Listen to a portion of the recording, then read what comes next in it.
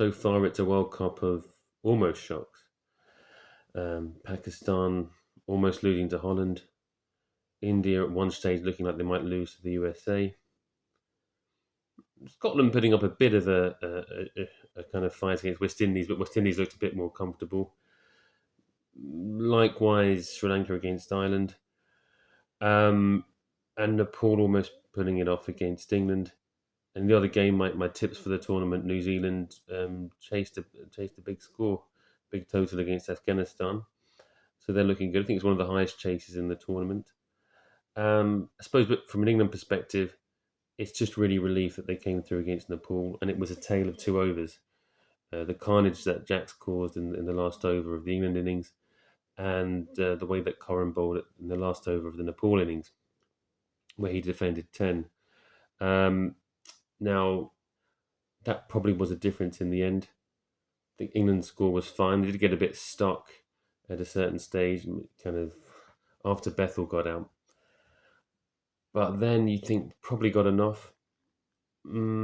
After Jacks got a wicket in the power play and they were two down, and Nepal were two down, it looked like it'd be okay for England. Rashid comes on and starts getting hit around the park, and it took a while before the third wicket.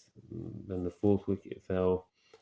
Fifth wicket, you're thinking after Archer's one, this should be it now.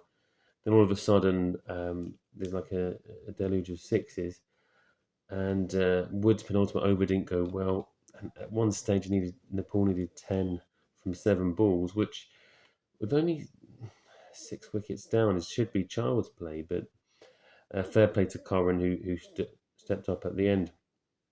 And uh, whatever you think about Corrin, in some ways, he's limited in terms of as an all rounder. You would never compare him to like Ian Botham or Kapil Dev or Wasim Akram. But as a T20 all rounder, um, he is a round peg in a round hole, and he did really well there. I think for England, it kind of showed the side that England are. Batting wise, they're as good as anyone. Bowling wise, there's chinks in the armour. Luke Wood is not a guy who's going to win you a World Cup, but his replacement would be Overton, who I would say is a worse bowler but can bat. Um, Rashid and Archer are the two kind of bankers, but they didn't play that well today. Dawson is a decent spinner, and Corrin is a decent all rounder, but that is not they're not the best attack in the tournament. But England came through it in the end. I think they won't lose any confidence from that because T20 is the format where you're most likely to get shocks, and kind of England came through it, and on to the game with the West Indies. I think whether England win that or not, they should still get through by beating Italy and Scotland, but there'd be tougher challenges ahead in the Super Eights, possibly with a group of probably New Zealand, Sri Lanka, and Pakistan.